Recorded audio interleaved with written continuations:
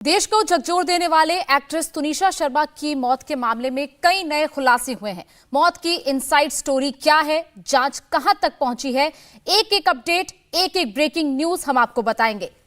सबसे पहले इस वक्त की बड़ी खबर आपको बता दें, थोड़ी देर में एक्ट्रेस शीजान खान की कोर्ट में पेशी होगी। पुलिस शीजान को लेकर मुंबई के वसई कोर्ट जा रही है। शीजान खान से पुलिस ने देर रात तक पूछताछ की है। एक्ट्रेस तुनिशा शर्मा के शव का पोस्टमार्टम भी पूरा हो गया है और शव परिवार को सौंप दिया गया है। शीजान खान वही शख्स है जो एक्ट्रेस तुनिशा शर्मा के को एक्टर है और इन्हीं पर मामला दर्ज किया गया है तुनिशा शर्मा की मौत के मामले में। साल खत्म होने से पहले मुंबई से बेहद ही हैरान कर देने वाली खबर सामने आई है। महज 20 साल की उम्र में टीवी एक्ट्रेस तुनिशा शर्मा की मौत की आगोश में सो गई। शुरुआती जांच में कहा जा रहा है कि तुनिशा ने खुदकुशी की, लेकिन पुलिस मर्डर एंगल से भी जांच कर रही है।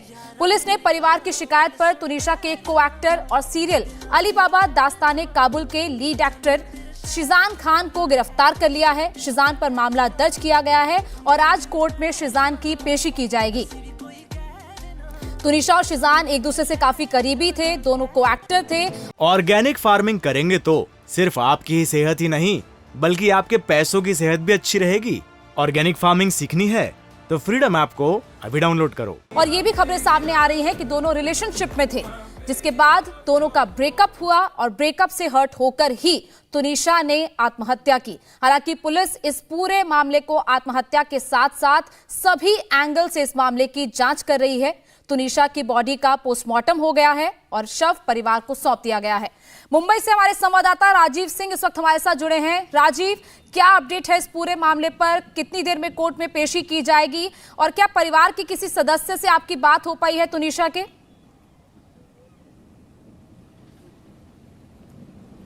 देखिए, तुनिशा का परिवार अभी सामने आकर बात नहीं कर रहा, लेकिन जो उन्होंने एफआईआर दर्ज कराई है उस एफआईआर की कॉपी इंडिया टीवी के पास मौजूद है, जिसमें स्पष्ट शब्दों में बात लिखी गई है कि किस तरह से दोनों जो है रिलेशनशिप में थे और 15 दिन पहले शीजान ने ब्रेकअप कर लिया था, जिस वजह से बहुत ज्यादा निराश थी, टूट गई थी तुनिशा और संभवतः इसी वजह से आत्महत्या जैसा कदम उठाया। इसीलिए आईपीसी सेक्शन 306 के तहत ये एफआईआर तुनिशा की मां वनिता शर्मा की तरफ से मुंबई से सटे वसई इलाके में ये वालिव पुलिस स्टेशन में एफआईआर दर्ज कराई गई। लेकिन आपको पहले तस्वीर भी दिखा देते हैं कि किस तरह से इस वक्त वालिव पुलिस जो है सामने आप देखिए, एक बोलेरो कार जा रही है। इसी बोलेरो कार में लेकर जाया जा रहा है शीजान को वसई कोर्ट, जहां पर हॉलिडे कोर्ट में पेशी होगी और वालिव पुलिस सूत्रों की माने तो कस्टडी की मांग करेगी, क्योंकि इस ब्रेकअप के पीछे क्या वजह है, क्यों ब्रेकअप किया गया और उसके बाद इन 15 दिनों में क्या कुछ हुआ ब्रेकअप के,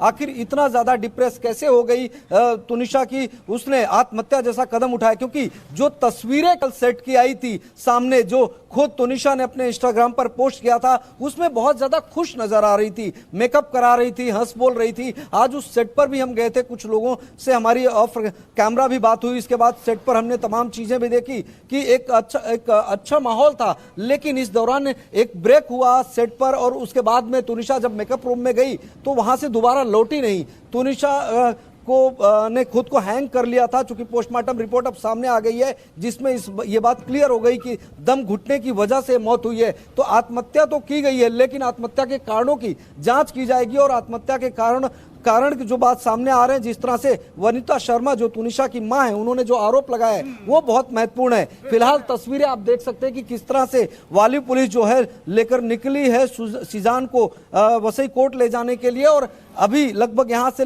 7-8 मिनट और लग सकता है, चूंकि लगभग 12 से 15 किलोमीटर का डिस्टेंस है वाली पुलिस स्टेशन। अरविंद केजरीवाल के जेल में बंद मंत्री सत्येंद्र जैन पर एक बड़ा एक्शन हुआ है। मंत्री सत्येंद्र जैन को जेल में मिलने वाले ऐशो आराम पर रोक लगा दी गई है। सत्येंद्र जैन को आम कैदी की तरह पनिशमेंट दी गई है और तिहाड़ जेल के अंदर मिलने वाली सारी सुविधाएं कम कर दी गई हैं। आईजी की ओर से गठित कमेटी की सिफारिश पर एक्शन लिया गया है। जेल मैनुअल के उल्लंघन के आरोप पर यह फैसला लिया गया है। सत्येंद्र जैन से अब 15 दिन तक कोई बाहर से जाकर मुलाकात नहीं कर पाएगा। जैन के सेल में जो टेबल कुर्सी लगी हुई थी उसे भी हटा दिया गया है। जेल के अंदर से जैन के कई वीडियोस सामने आए थे, जिसमें उन्हें वीवीआईपी ट्रीटमेंट लिए हुए देखा जा रहा था। इसके बाद आईजी की तरफ से गठित कमेटी की सिफारिश पर यह फैसला लिया गया है। सत्येंद्र जैन पर क्या क्या एक्शन हुआ है उसकी डिटेल रिपोर्ट भी हम आपको बता देते हैं। सत्येंद्र जैन के सेल में टेबल कुर्सी थी, उसे हटा दिया गया है। अब कोई मुलाकाती जेल आकर सत्येंद्र जैन से मुलाकात नहीं कर पाएगा। यह एक्शन 15 दिन के लिए हुआ है। एक आम कैदी की तरह ही सत्येंद्र जैन को रहना होगा। मंत्री सत्येंद्र जैन पर एक कार्रवाई कमेटी की सिफारिश के बाद ली गई है। जेल में वीआईपी ट्रीटमेंट के वीडियो सामने आने के बाद आईजी ने एक कमेटी गठित की थी। उस कमेटी ने सुविधाओं में कटौती की सिफारिश की है और इस सिफारिश के बाद सुविधाएं घटा दी गई हैं। और इसी खबर पर दिल्ली से हमारे संवाददाता अतुल भाटिया हमारे साथ जुड़ रहे हैं, सीधे उनके पास चलेंगे। अतुल, कमेटी की सिफारिश क्या थी और एक्शन क्या हुआ है? देखिए, बिल्कुल जिस तरीके से लगातार सीसीटीवी सामने आ रहे थे जिसमें सत्येंद्र जैन को वीवीआईपी ट्रीटमेंट दिया जा रहा था, बकायदा मसाज करते हुए जो सीसीटीवी है वो सामने आए थे और बीजेपी ने बड़े आरोप वो सत्येंद्र जैन और आप सरकार के ऊपर लगाए थे। जिसके बाद आपने देखा होगा कि जो तिहाड़ जेल के डीजी थे संदीप गोयल, उनको भी हटा दिया गया था। हालांकि सुकेश चंद्रशेखर से रिश्वत लेने का आरोप भी उनके ऊपर लगा था। लेकिन जो सत्येंद्र जैन है वो जिस तरीके से लगातार उनको वीवीआईपी ट्रीटमेंट मिल रहा था, उसके बाद ये कमेटी गठित की गई थी जिसने पूरी इंक्वायरी इसके अंदर की और इसके बाद एक आम कैदी के हिसाब से जो जेल मैनुअल के हिसाब से जो सजा दी जाती है वही सत्येंद्र जैन को दी गई है। सबसे बड़ी सजा यह है कि लगातार कई लोग जो है वो सत्येंद्र जैन से मिलने आते थे, उस पर पूरी तरीके से पाबंदी लगा दी गई है। 15 दिन तक कोई भी जो उनका जो अपना परिचित होगा या घर वाले होंगे वो उनसे मिलने अब जेल के अंदर नहीं आ सकते। जो टेबल कुर्सी दिख रही थी, जो कि सीसीटीवी में भी दिख रहा था, सत्येंद्र जैन के जो बैरक के अंदर जो टेबल और कुर्सी थी उसको भी वहां से हटा दिया गया है और कोई भी वीवीआईपी ट्रीटमेंट अब नहीं दिया जा रहा है। तो पूरे तरीके से जो एक्शन ये लिया गया है, जो कमेटी गठित की गई थी, जो सीसीटीवी सामने आ रहे थे, उसके बाद ये पूरी कमेटी बनाई गई थी और अब इस कमेटी की सिफारिश पर ये एक्शन लिया गया है। 15 दिन तक के लिए ये एक्शन है। ये कड़ी पाबंदी है सत्येंद्र जैन के ऊपर, जो है वो कड़ी पाबंदी और एक आम कैदी की तरह उनके खिलाफ ये एक्शन लिया गया है। जेल मैनुअल के हिसाब से ये एक्शन लिया गया है। टेबल कुर्सी उनकी हटा दी गई है। तो पूरा एक्शन जो है, जो जेल प्रशासन है, जो तिहाड़ जेल के आला अधिकारी है, उनका कहना है कि एक आम कैदी के हिसाब से ये एक्शन लिया गया है। जो कमेटी गठित की गई थी उसने जो सुझाव दिए उसके बाद ये एक्शन लिया गया है। तो अब सत्येंद्र जैन जो अपने बैरक के अंदर है वो एक आम कैदी की तरह है। जो सीसीटीवी है उससे भी उनके ऊपर पूरी नजर रखी जा रही है कि कौन उनसे मिलने आता है या नहीं आता है। लेकिन अब पूरे तरीके से वीआईपी ट्रीटमेंट जिस तरह के सीसीटीवी सामने आए थे, बीजेपी ने बड़े आरोप जो है वो सरकार के ऊपर लगाए थे, उसके बाद अब ये पूरा जो वीवीआईपी ट्रीटमेंट है वो हटा दिया गया है और आम कैदी की तरह अब सत्येंद्र जैन जो है वो जेल के अंदर, तिहाड़ जेल के अंदर रह रहे हैं। शुक्रिया अतुल इस जानकारी के लिए। अतुल बता रहे हैं कि अब सत्येंद्र जैन को आम कैदी की तरह ही रहना होगा। उन्हें जेल के अंदर वीवीआईपी ट्रीटमेंट लेते हुए पाया गया और उसके बाद ये एक्शन लिया गया। आगे बढ़ते हैं। दुनिया में दहशत फैला रहे कोरोना पर इंडिया फुल एक्शन में है। कोरोना से जंग की तेजी से चल रही तैयारियों के बीच पीएम मोदी ने देश के लोगों से एक बड़ी अपील की है। आज पीएम मोदी ने कहा कि देशवासी कोरोना से सतर्क रहें, मास्क पहने, हाथ धोते रहें। स्वास्थ्य मंत्रालय ने भी कोरोना पर चेतावनी दी है और कहा है कि हवा और सीवेज में कोविड के आरएनए मिले हैं। दिल्ली और मुंबई में जब हवा और सीवेज की जांच की गई तो उसमें कोविड के आरएनए मिले, यानी कि कोविड के कुछ वायरसेस के कण पाए गए। कोविड को लेकर केंद्र सरकार से लेकर राज्य सरकार तक फुल एक्शन में है। कोविड हॉस्पिटल रेडी कर दिए गए हैं, ऑक्सीजन प्लांट एक्टिव हो गए हैं। 2 दिन बाद देश भर के अस्पतालों में मॉक ड्रिल का रेस्पॉन्स चेक आयोजन भी किया जाएगा। इस ड्रिल को लेकर केंद्र सरकार ने राज्यों को नई गाइडलाइंस भी जारी कर दी हैं। बूस्टर डोज में तेजी आ गई है और एयरपोर्ट पर निगरानी बढ़ा दी गई है। सबसे पहले आपको पीएम मोदी की वो अपील सुनवाते हैं जिसमें उन्होंने देशवासियों से सतर्क और सावधान रहने को कहा है। इस समय बहुत से लोग छुट्टियों के मूड में भी हैं। आप पर्वों को, इन अवसरों का खूब आनंद लीजिए, लेकिन थोड़ा सतर्क भी रहिए। आप भी देख रहे हैं कि दुनिया के कई देशों में कोरोना बढ़ रहा है। इसलिए हमें मास्क और हाथ धुलने जैसी सावधानियों का और ज्यादा ध्यान रखना है। हम सावधान रहेंगे तो सुरक्षित भी रहेंगे और हमारे उल्लास में कोई रुकावट भी नहीं पड़ेगी। पीएम मोदी बार बार लोगों से कोरोना से सावधान रहने की अपील कर रहे हैं, लेकिन लोग अब भी इस खतरे को समझ नहीं पा रहे हैं। कोरोना को लेकर अलर्ट कर रहे हैं पीएम, लेकिन लोग अब भी सरकारी एडवाइजरी के बावजूद एयरपोर्ट पर बिना मास्क के दिख रहे हैं। दिल्ली एयरपोर्ट से हमने एक ऐसी ही रिपोर्ट तैयार की है जहां पर लोग कोरोना से बिना डरे, बिना मास्क के घूमते नजर आए। आइए देखते हैं।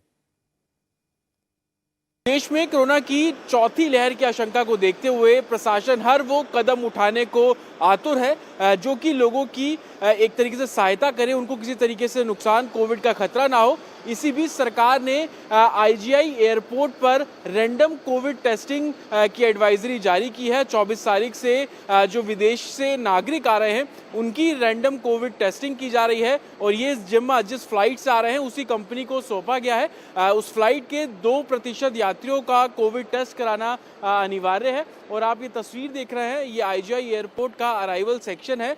हालांकि जो लोग हैं वो जो विदेश से आ रहे हैं उनकी कोविड टेस्टिंग यहाँ पर की जा रही है, लेकिन जब हम यहाँ पर पहुंचे तो तस्वीर हमें बेहद अलग मिली।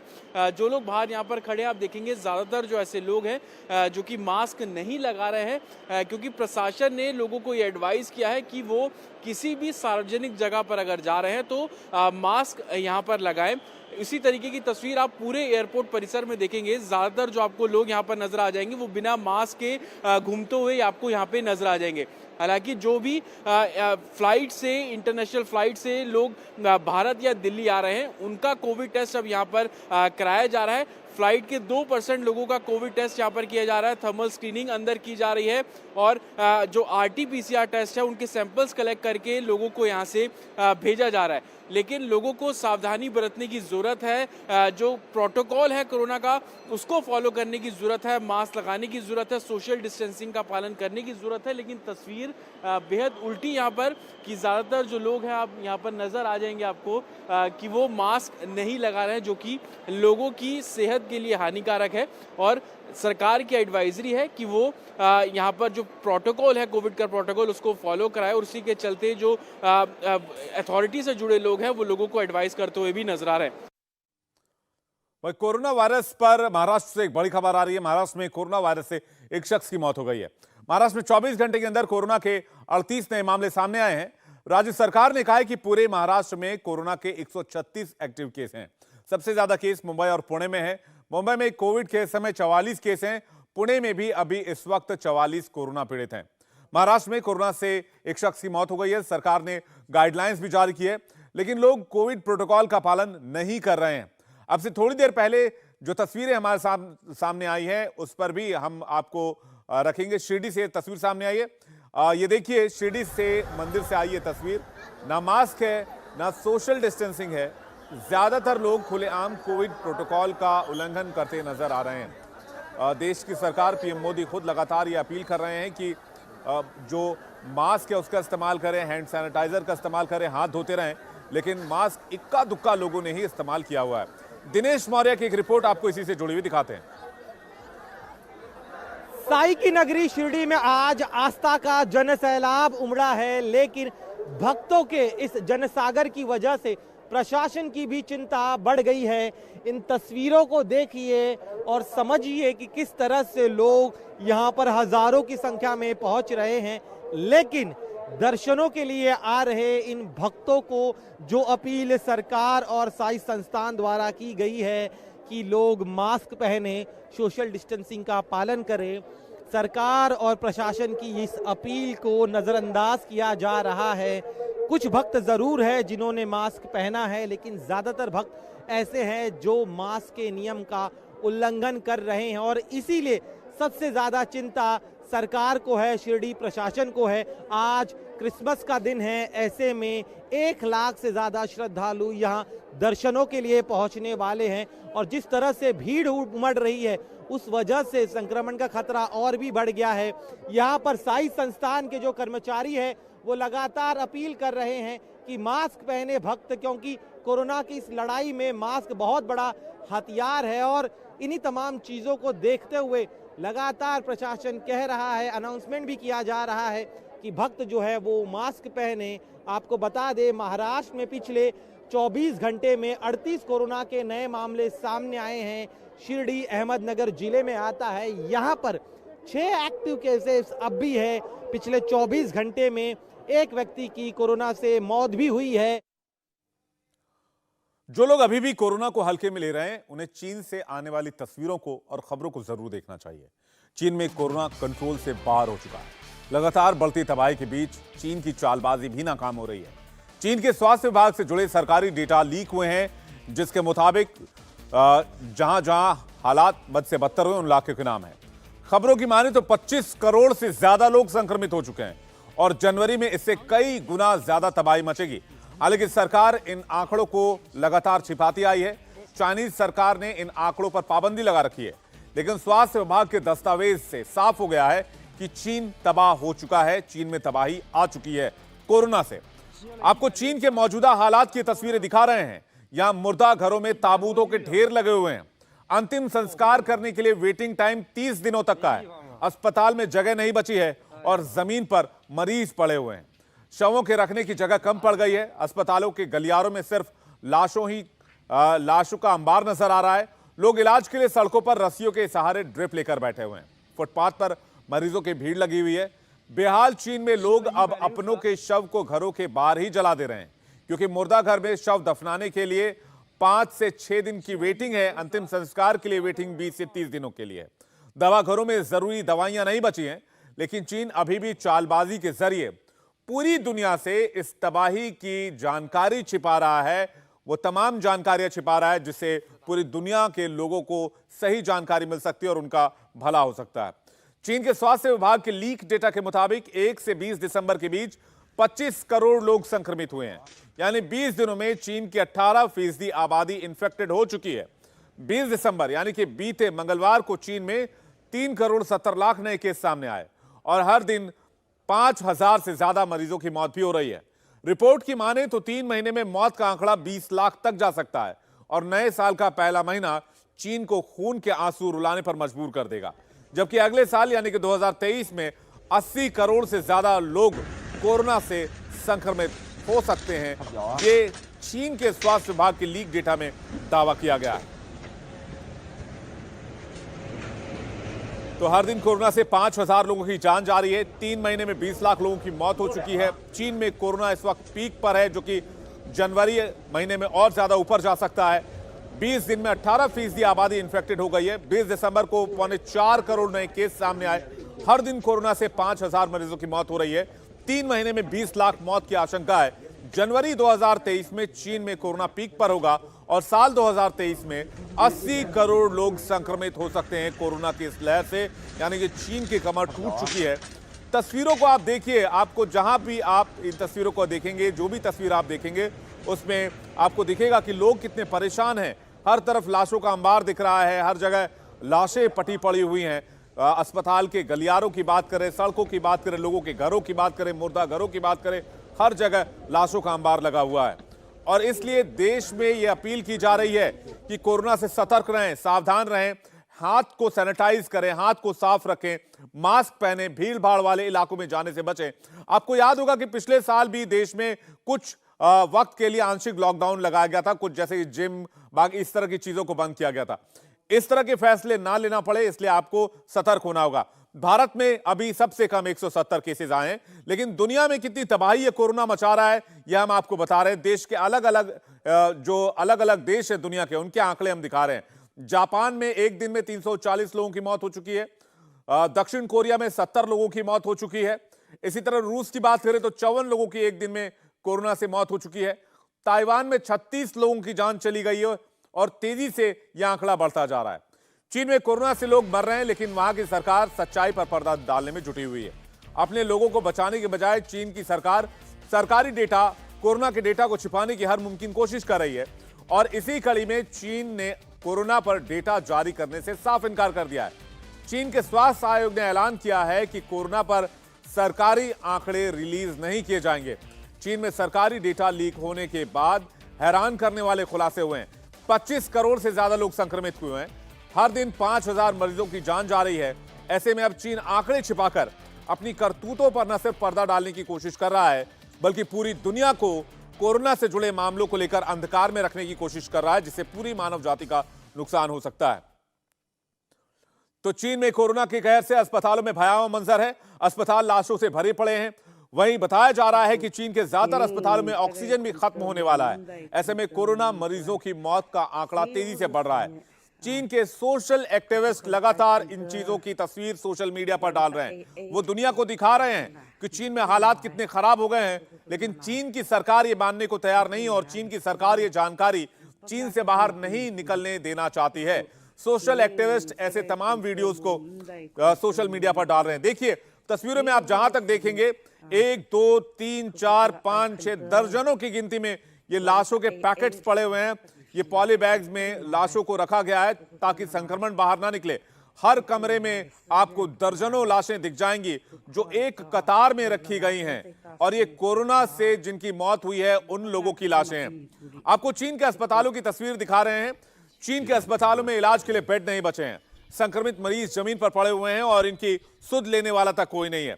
जैसे तैसे लोगों का इलाज चल रहा है। भगवान भरोसे लोग अस्पतालों में जिंदगी और मौत की जंग लड़ रहे हैं।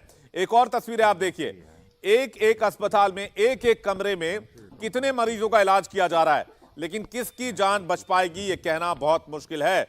25 करोड़ लोग संक्रमित हो चुके हैं चीन में और हर दिन मौत का जो आंकड़ा है वो 5000 को क्रॉस कर गया है। चीन के बेहाल अस्पताल की एक और तस्वीर देखिए कैसे अस्पताल के आईसीयू वार्ड में मरीजों का इलाज चल रहा है और बेड नहीं होने के चलते जमीन पर ही डॉक्टर ट्रीटमेंट करने को मजबूर हैं। चीन के ग्वांगझाऊ शहर में हर दिन 1200 ब्लड डोनर्स की जरूरत पड़ रही है। खबर यह भी आ रही है कि 2 से 3 दिन का ही ब्लड स्टॉक चीन के पास बचा है और इसे लेकर रेड अलर्ट भी जारी कर दिया गया है। यानी खून की कमी हुई तो मरीजों का बचना मुश्किल ही नहीं नामुमकिन हो जाएगा चीन में। देखिए किस तरह से हार्ट के ऊपर प्रेशर बनाकर उसको पंप कराने की कोशिश की जा रही है, क्योंकि कार्डियक अरेस्ट के मामले भी कोरोना की वजह से सामने आ रहे हैं। चीन के मुर्दाघर की एक तस्वीर को देखकर तो आप हैरान ही हो जाएंगे। पूरी मॉर्चरी डेड बॉडी से भरी हुई है। उसके बाहर भी सिर्फ स्ट्रेचर पर ताबूत ही ताबूत नजर आ रहे हैं। यह सिर्फ एक मॉर्चरी की तस्वीर है, एक मुर्दाघर की तस्वीर है। चीन में ऐसे हजारों मुर्दाघर हैं जहां की तस्वीरें कुछ ऐसी ही हैं। जो मॉर्चरी है फुल हो चुकी है, तो मॉर्चरी फुल होने के बाद लोगों की डेड बॉडी को मॉर्चरी के बाहर ही कतार बनाकर रख दिया गया है। वेयर हाउस में हजारों लाशें रखी जा रही हैं।